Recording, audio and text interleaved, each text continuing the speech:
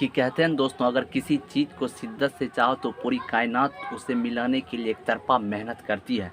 जितनी ये कहानी फिल्मी डायलॉग है उतना ही असल ज़िंदगी में करके दिखाई है उड़ीसा की बेटी ने।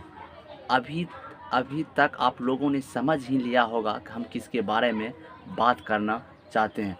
नमस्कार साथियों, मेरा नाम है रुपेश यदुवंशी और आप मेरा ऑफिशियल चैनल देखना शुरू कर चुके हैं। भारत के नए राष्ट्रपति श्रीमती द्रौपदी मुर्मू जी का जीवन परिचय और उनके जीवन की कुछ अनसुनी कहानियों से आप लोगों को रूबरू करवाएंगे।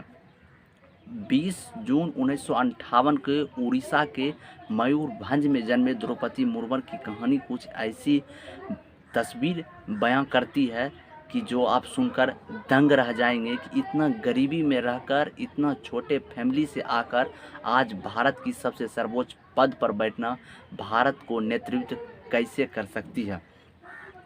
शुरुआती शिक्षा उनके प्राथमिकी स्कूल, वहाँ की उड़ीसा की जो सरकारी स्कूल हुआ करती थी, वहाँ से उन्होंने प्राथमिकी शिक्षा प्राप्त की थी। उसके बाद वहाँ उड़ीसा के रायभंज ज़िले से एक ग्रेजुएशन की उन्होंने कंप्लीट की। ग्रेजुएशन कंप्लीट करने के बाद उसकी शादी कर दी गई थी। शादी करने के बाद कुछ ही सालों के बाद उनके पति का देहांत हो गया। उनके पति पंचतंत्र में विलीन हो चुके थे। पति के गुजर जाने के बाद ये अकेला सा रहने लगी, पूरे डिप्रेशन में चली गई थी।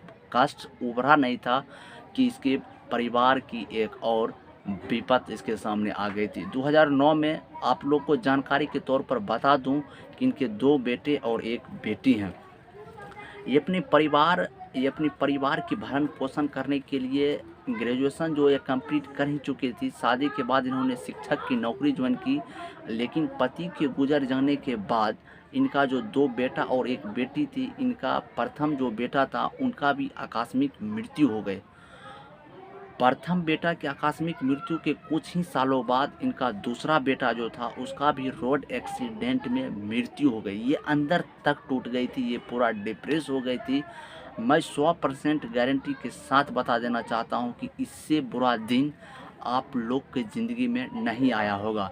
जब आप लोग को ज़िंदगी में नहीं आया होगा तो द्रौपदी मुर्मू ये काम कर सकती है, तो हम लोग भी ये काम कर सकते हैं। समाज के लिए एक नया संदेश जारी कर चुकी है द्रौपदी मुर्मू ने। इन्होंने सबसे पहले राजनीतिक करियर की शुरुआत इन्होंने नगर पार्षद की चुनाव जीत कर की थी। उसके बाद ये आज तक कभी पीछे मुड़कर ये महिला नहीं देखी। आदिवासी समाज होने के कारण इसे बहुत ही जगह पर कभी कठिनाइयों का सामना करने पड़ा, कभी कभी इसे प्रताड़ित भी होना पड़ा, लेकिन ये पीछे मुड़कर नहीं देखी। ये झारखंड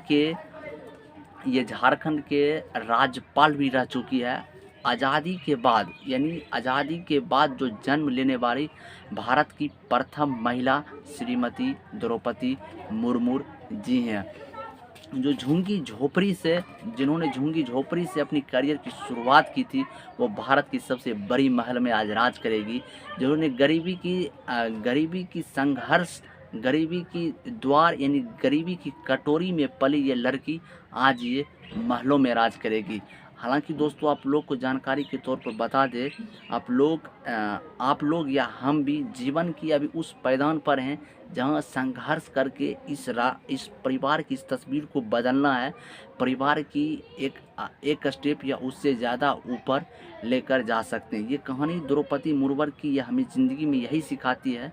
इस कहानी आप लोग को साथ शेयर करने का ये भी मेरा माध्यम है कि अगर एक आदिवासी समाज की बेटी जिन्होंने इतना संघर्ष झेलने के बाद राष्ट्रपति बन सकती है, तो आप लोग उससे ज़्यादा समय बेहतर आप लोग का है। आप लोग भी ज़िंदगी में संघर्ष कीजिए, मेहनत कीजिए और सफलता प्राप्त कीजिए।